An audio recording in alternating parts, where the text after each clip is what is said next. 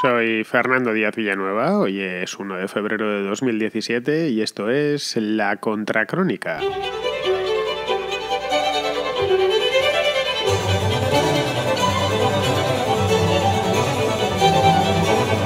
El Congreso de los Diputados dio luz verde ayer a un Real Decreto que establece un mecanismo extrajudicial, no sé muy bien exactamente cómo es ese mecanismo, pero vamos, extrajudicial para no tener que pasar por los tribunales, para los afectados por las cláusulas suelo de las hipotecas, para que estos afectados puedan recuperar el dinero que pagaron durante los años en los que no se beneficiaron de las bajadas del Euribor, que han sido todos los últimos años porque el Euribor no ha hecho más que bajar.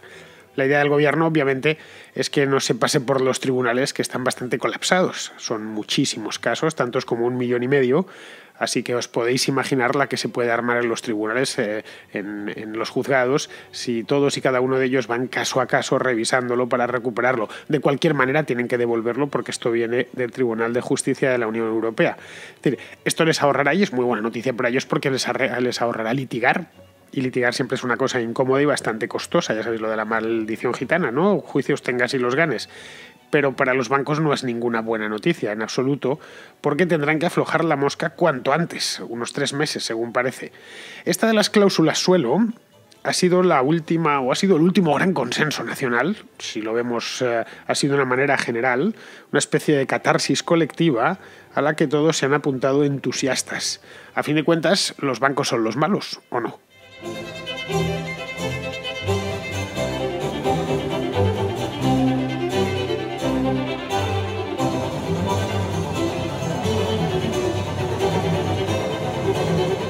Supongo que estaréis todos informados sobre el tema porque lleva mucho tiempo en el candelero, tanto como desde 2013, que es cuando se la llevaron por primera vez al Tribunal Supremo.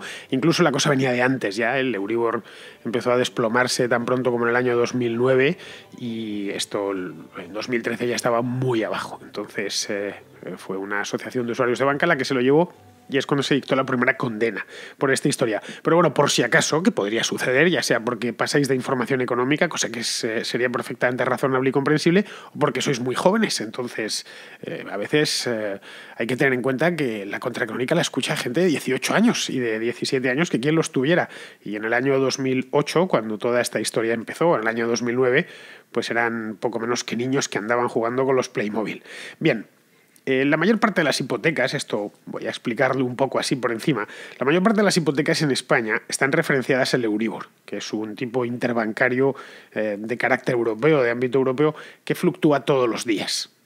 Es decir, tú vas al banco, pides la hipoteca, te estudian la hipoteca y te la conceden. Si tienes un empleo, desde luego en la época de la burbuja te la concedían casi con llegar y sonreír al de la caja. Llegabas, te pedías es una broma obviamente, no os lo toméis al pie de la letra, que os conozco a algunos de vosotros. Llegas, pides la hipoteca, te la dan y cuando se formaliza el contrato, pues te ponen muy bien. Esto, el tipo de interés al que va a ir esta hipoteca va a ser el Euribor del día, el que sea, más 2, por ejemplo. No lo sé, pues 2 puntos. Es decir, si el Euribor del día está al 2% o estaba, ahora no está muy lejos del 2%, pero en aquellos años sí que estaba.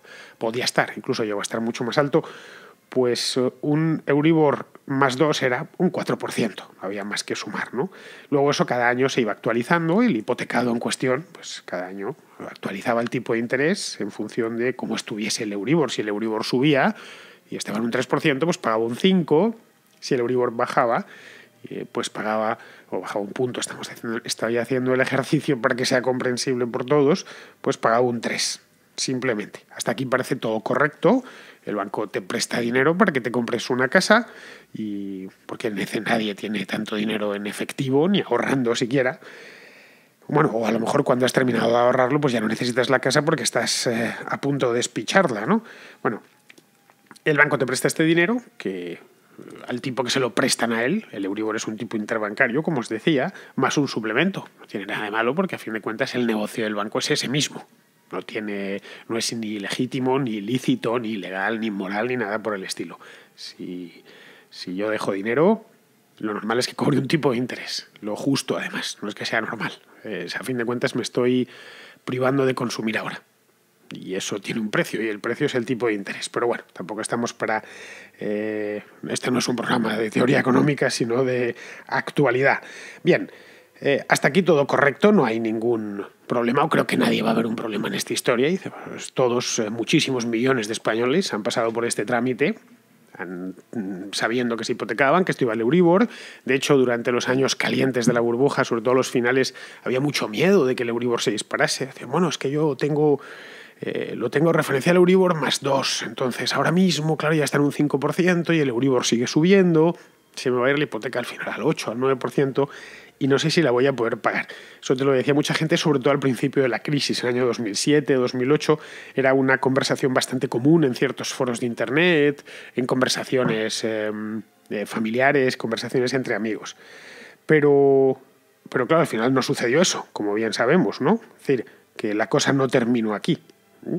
Para evitar los vaivenes, estos temidos, tanto por el banco como por el propio cliente, como por el hipotecado, es decir, vaivenes del Euribor por arriba y por abajo, los bancos empezaron a ofrecer un par de cláusulas. Es decir, bueno, vamos a ver de la manera en la que nos blindamos de esta historia. Una la llamaron cláusula techo, por si el Euribor se iba por las nubes, y a otra cláusula suelo, por si el Euribor se derrumbaba. Es decir, en el caso de que el Euribor se fuese, pongamos por caso, al 10%, pues claro, a muchas familias las hubiese supuesto la ruina en el acto, ¿no? Mira, no podemos pagar esa, ya sabéis lo que es el interés, ¿no? Que una vez se ha disparado, literalmente pasa por encima de ti. Entonces, ¿por qué no firmamos una cláusula que diga que si en el caso de que el Euribor se vaya al 10% ya no pueda subir más, no tenga que respetar y a partir de ahí se lo empiece a comer el banco? Y eso tenía su contrapartida, que era la cláusula suelo. En el caso de que el Euribor cayese mucho, bajase de ese 2, de ese 3%, si se fuese al 1%, por ejemplo, pues el banco así se garantizaba ganar algo de dinero con ese préstamo, si no empezaría a perderlo. En fin, era una manera cómoda, bastante cómoda, de blindarse frente a una inesperada fluctuación que además aportaba certidumbre a ambas partes del contrato. Decía, bueno, nos vamos a mover dentro de estas dos bandas de fluctuación. Es decir, beneficiaba al hipotecado si el Euribor subía y beneficiaba al banco si el Euribor bajaba. Pero claro, como os decía antes, el Euribor no ha subido, el Euribor ha bajado. A ver, en 2008 he ido a mirar el histórico, bueno, no lo sabía de memoria, tenía más o menos la idea en la cabeza, pero no me lo sabían. En 2008, el 1 de enero de 2008, aquel primer annus horribilis de la crisis, el Euribor estaba en el 4,5%. En enero de 2011, bueno, ese verano de 2008 llegó al 5%, si mal no recuerdo. En enero de 2011, ya metidos en plena crisis, el último año de gobierno de Zapatero, estaba en el 1,5%, un 1,5%. Fijaos si había bajado. Ya se pensaba, muchos decían, bueno, más es imposible que baje. Bien, en 2014 estaba en el 0,5%. Y ayer, que fue 31 de enero de 2017, estaba en el menos 0,09%. Podéis ir a mirarlo. Es decir, estaba negativo el Euribor. Es decir, el que suscribiese una hipoteca en 2008, con una cláusula suelo, pongamos, del 3%, o en 2007, pues se está pagando muchos más intereses que los del mercado, en una palabra. Claro, y eso cabrea, y cabrea a cualquiera. Yo si estuviese, no es mi caso, pero si estuviese en ese caso, pues estaría bastante enfadado. Diciendo, bueno, y ahora me estoy regalándole el dinero al banco porque literalmente se lo está regalando. Claro, por otro lado también es lo que se ha acordado, pero esa es la primera idea y es normal que así sea además. Nos molesta bastante más darle dinero de más al banco que dárselo al camarero del bar, lo cual tiene perfecta lógica y nos pasa, al camarero del bar le ponemos ojos y además nos ha puesto un café y le conocemos. Mientras que muchas veces los servicios bancarios pues no terminamos de identificarlos bien. Los vemos como unos Dráculas, este tipo me cobra comisiones por todo, es desagradable y además están forrados, son bancos, la gente viene aquí a dejarles el dinero. Bien, esto nos enfada y nos enfada muchísimo por dos razones fundamentales. La primera es porque dar dinero al banco nos molesta y eso es lógico, y la segunda porque significa que nos hemos equivocado. Y todos los seres humanos, no solo los hipotecados, tenemos un sesgo cognitivo ahí. Es el sesgo cognitivo de cierta incapacidad en unas personas más acusada que en otras a reconocer los propios errores. Es decir, a reconocer que uno ha sido tonto y que el otro ha sido listo. De ahí que mucha gente esté dispuesta a cualquier cosa, a retorcer la realidad hasta unos extremos increíbles, con tal de no admitir un error, porque aceptar los errores propios, las equivocaciones propias, siempre fastidia. Y fastidia mucho.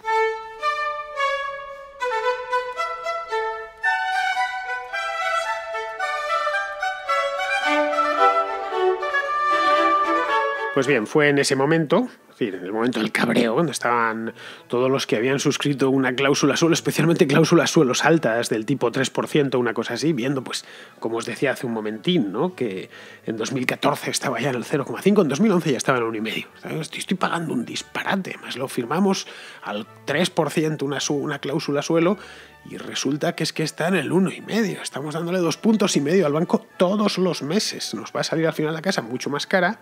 Y esto es dinero que nos estamos quitando de otro lado. Mientras que Pepito, que suscribió la hipoteca pero no le metieron cláusula suelo, pues está beneficiándose de la bajada del Euribor y se ha podido ir de vacaciones a Canarias, cosa que nosotros no hemos podido hacer. Ya sabéis, al final luego la vida muchas veces se reduce a estas pequeñas cosas que aunque uno no tenga grandes problemas para pagar algo, le molesta pagar de más, lo cual es perfectamente comprensible. Bien, pues fue en este momento, el momento del enfado, cuando... muchos ya mosqueados, con mucha gente mosqueada, aparece en escena Ausbank, que es la asociación esa de usuarios de banca, que ha desaparecido desapareció el año pasado, presidida por Luis Pineda, está hoy en la cárcel, lleva creo que desde el mes de abril del año pasado en la cárcel, que se llevó este tema al Tribunal Supremo. Y lo ganó, acordaos, parcialmente, eso sí. Es decir, eran solo 3 entidades, creo que era el Banco Bilbao Vizcaya Argentaria, es decir, BBVA, Caixa Galicia y Caja Rural, creo. No sé si estaba también metido Cajamar, no lo recuerdo, hablo de memoria, y no era retroactivo, es decir, simplemente tenía que quitarlas. Esto no está bien, es una cosa una mala práctica bancaria, y esto lo tienes que quitar o lo tenéis que quitar a los del BBVA porque bueno, pues habéis estado engañando a la gente. En principio, y en un mundo perfecto, quiero decir, yo veo que aquí no había más debate. O no habría más debate. Es decir, pues muy bien, ¿vale? Estos tipos lo que han hecho es valerse de los jueces para enmendar sus propios errores.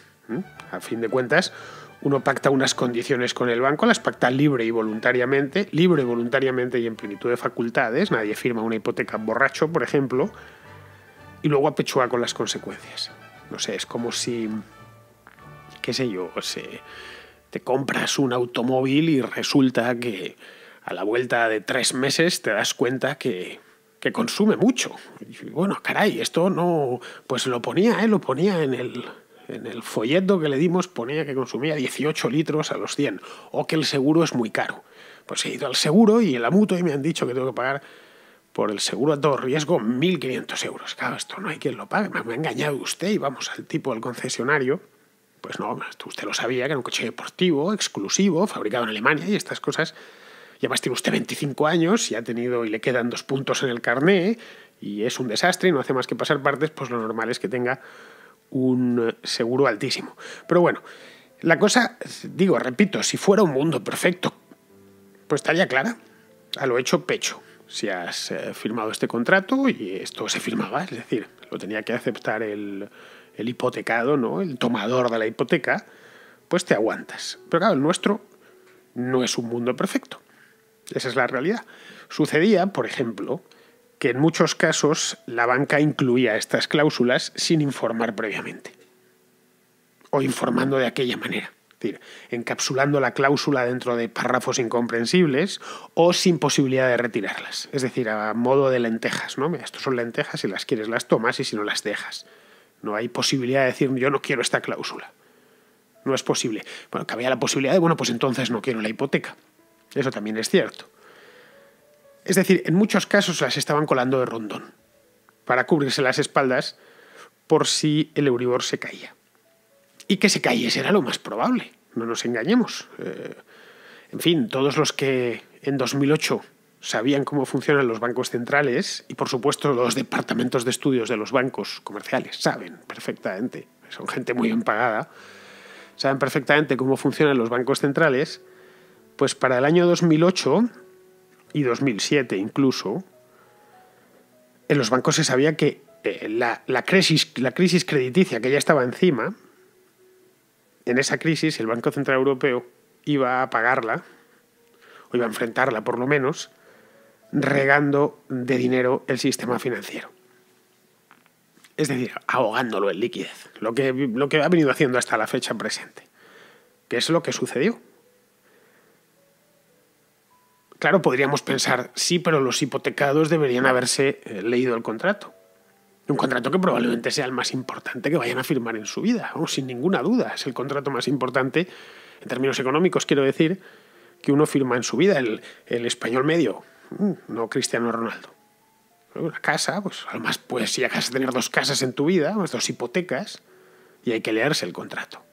Igual que nos leemos el menú de un restaurante, pues nos leemos el contrato, la letra pequeña incluida. Muchas veces el problema es que la ponen en una terminología que no entendemos, pero precisamente por eso está el notario, que aquí también habría que meterles dentro del saco. Es decir, muchos notarios no hubiera estado de más que informasen, que ellos sí tienen la obligación de conocer estas cosas y de informar a su cliente, y su cliente, el que le está pagando la minuta, es el hipotecado, no el banco.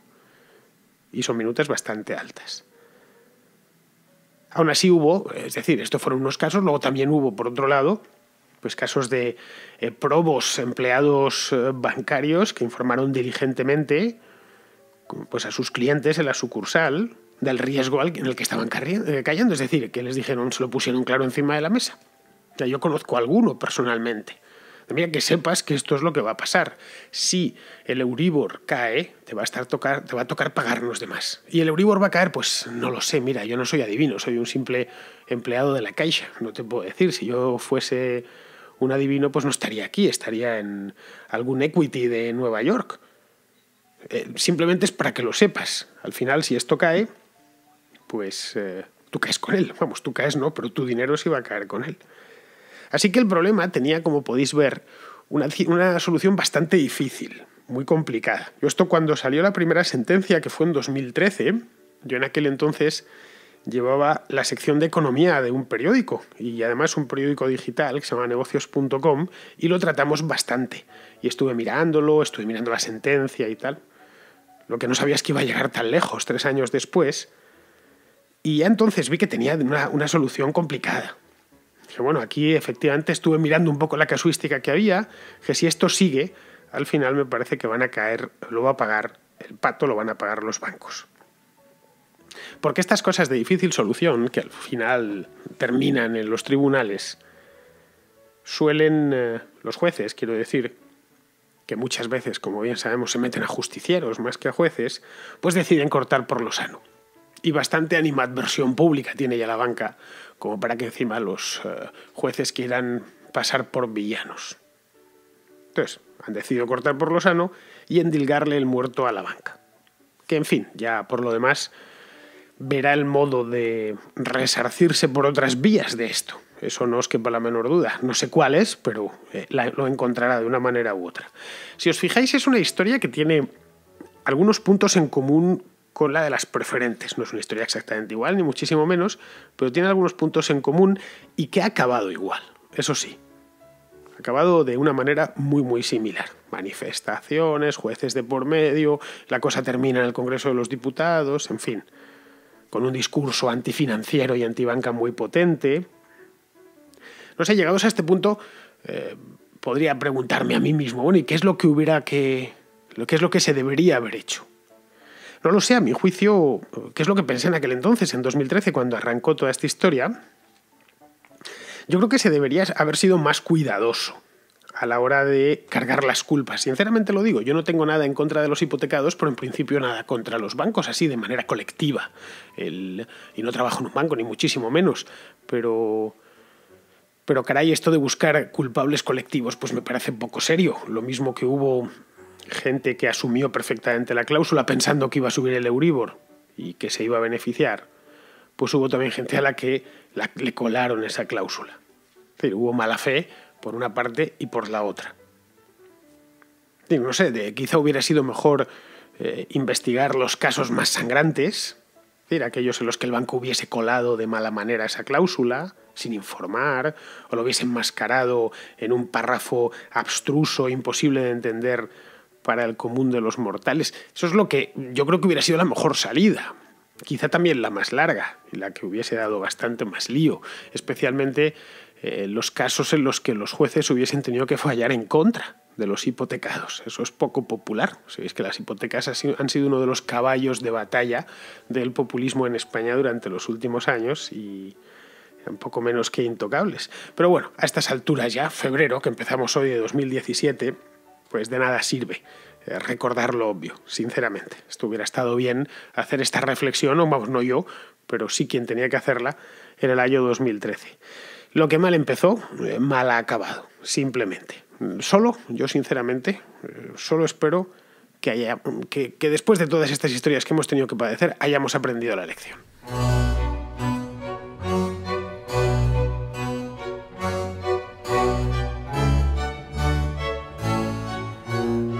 Después de un tema tan rollo como este, lo suyo es que terminemos el programa de hoy con una sonrisa. Y la sonrisa nos viene directamente desde Murcia, donde está Francisco, que me ha mandado una notita de voz para contarme una historia que ya solo de recordármela me estoy riendo.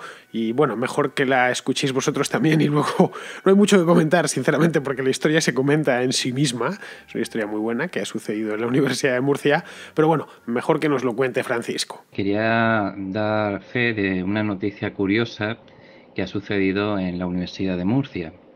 Resulta que ante la proliferación de pinganillos que utilizan los estudiantes para copiar los exámenes, pues el profesorado denunció su impotencia ante los nuevos modelos de pinganillos y por esa razón han empezado a probar unos dispositivos diseñados por un grupo de profesores de la Universidad de Murcia. Resulta que este dispositivo no es exactamente un inhibidor, sino que es un emisor.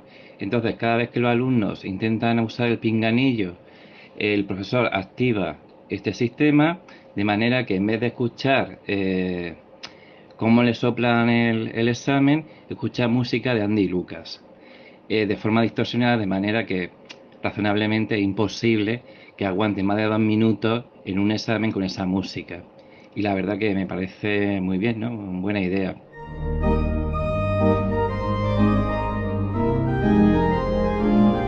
Pues Francisco, sinceramente, es una gran idea. Me parece estupendo.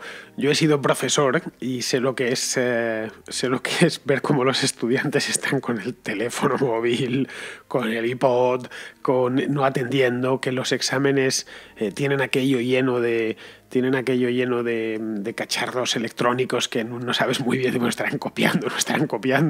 Es decir, esto en mis tiempos desde luego no existía, no había teléfonos móviles. Bueno, aparecieron los primeros móviles cuando estaba yo en la universidad, porque eran gigantescos. Los primeros móviles, quiero decir, de uso para la gente común. Yo mi primer teléfono móvil lo tuve todavía en la universidad, era un ladrillo de la marca Motorola gigantesco que servía para llamar, servía para recibir. Llamabas poquísimo porque era carísimo, prohibitivo.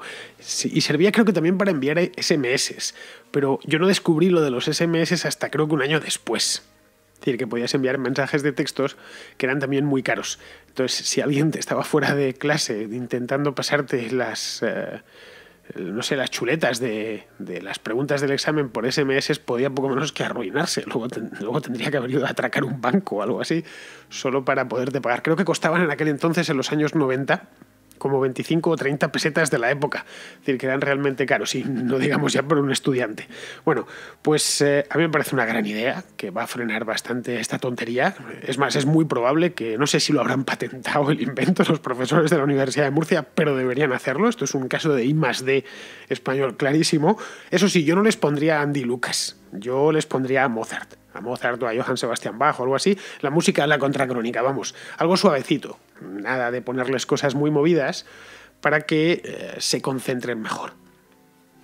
No sé, recordad cuando hacíais exámenes. Imaginaos que os ponían, mientras hacíais el examen, el concierto número 21 para piano de Mozart, porque es una auténtica delicia. Bueno, pues te lo ponen de fondo y tienes puestos los cascos.